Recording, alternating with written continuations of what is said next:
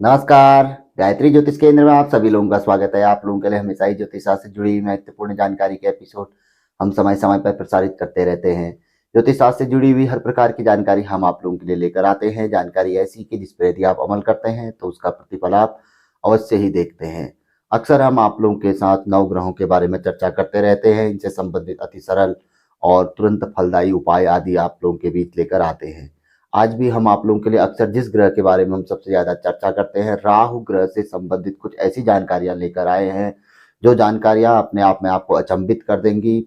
यह मात्र लक्षण है कि हम सिर्फ बिना जन्म पत्री दिखाए, हो सकता है जन्म पत्री का में हमारा समय ऊपर नीचे हो या क्लियर पता नहीं चल रहा हो, तो इस तरह से भी लक्षणों के माध्यम से भी हम पता लगा सकते हैं कि हमें किस ग्रह की पीड़ा है और उस ग्रह से संबंधित उपाय आदि करके हम लाभ प्राप्त कर सकते हैं। अपनी समस्याओं का समाधान आदि हम प्राप्त कर सकते हैं।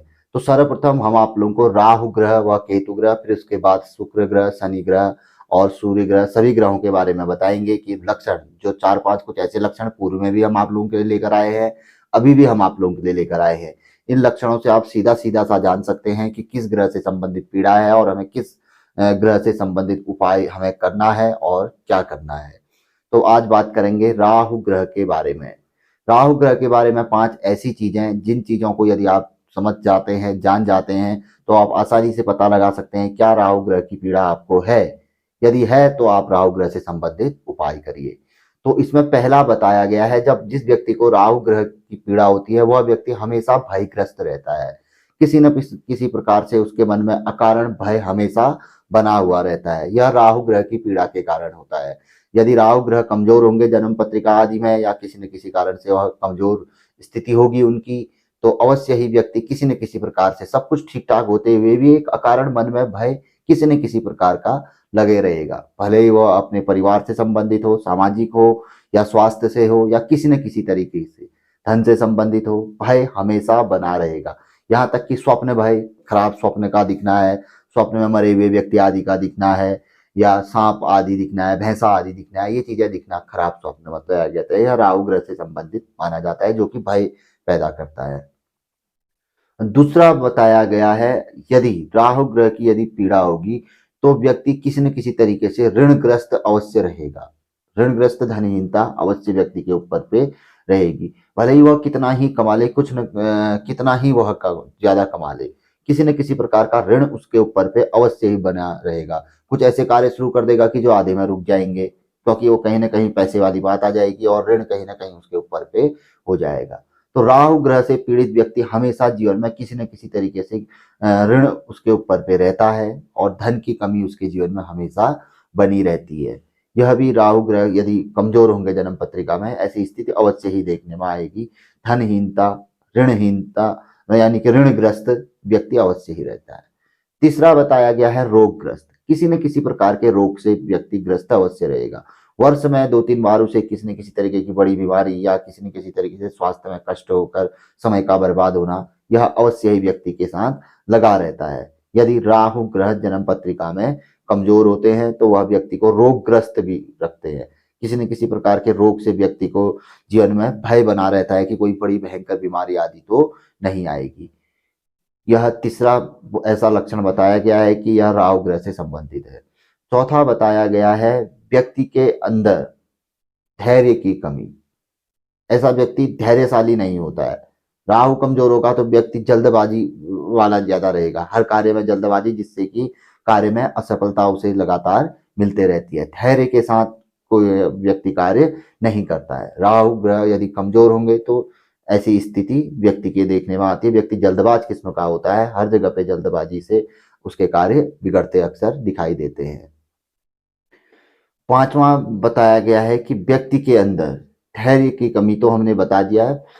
पांचवा जो कि अत्यंत महत्वपूर्ण है, यह है सम्मान की कमी, क्योंकि हमने कुछ नोट्स बना रखे हैं कि महत्वपूर्ण जो इसमें है। तो पांचवा बताया गया है सम्मान की कमी।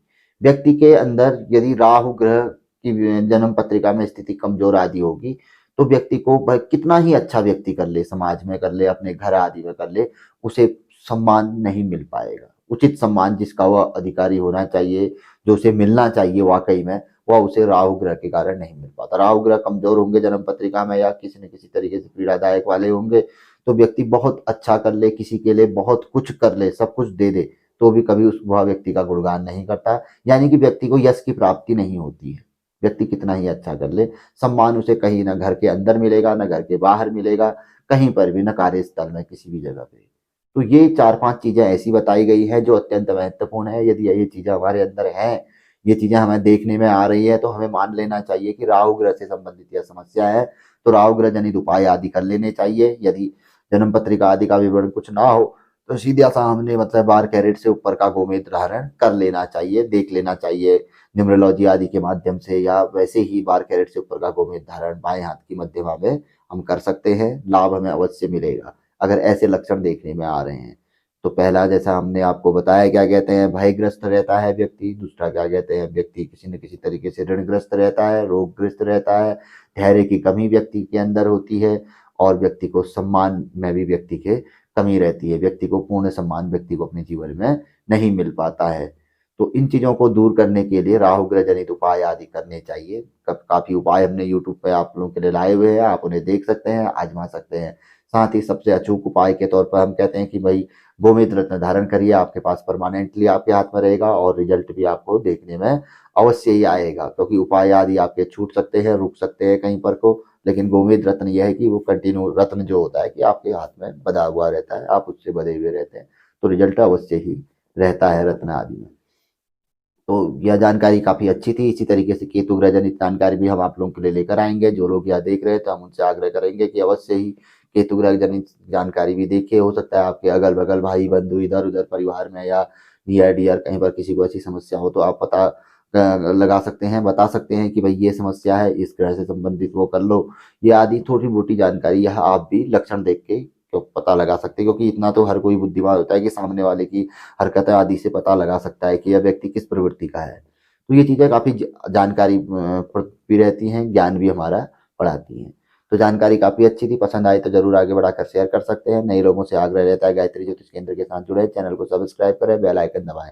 बहुत अच्छी जानकारी है गायत्री ज्योतिष केंद्र की। कहीं ना कहीं किसी न किसी तरीके से यह जानकारी भले हमारी हो, ज्योतिष की किसी की भी हो, हमारे काम ही आती है। तो मिलेंगे ऐसी किसी बहुत अच्छी जानकारी के एपिसोड के साथ अगली वीडियो में। तब तक के लिए नमस्कार, जय श्री राम, जय श्री कृष्णा, ओम नमः शिवाय।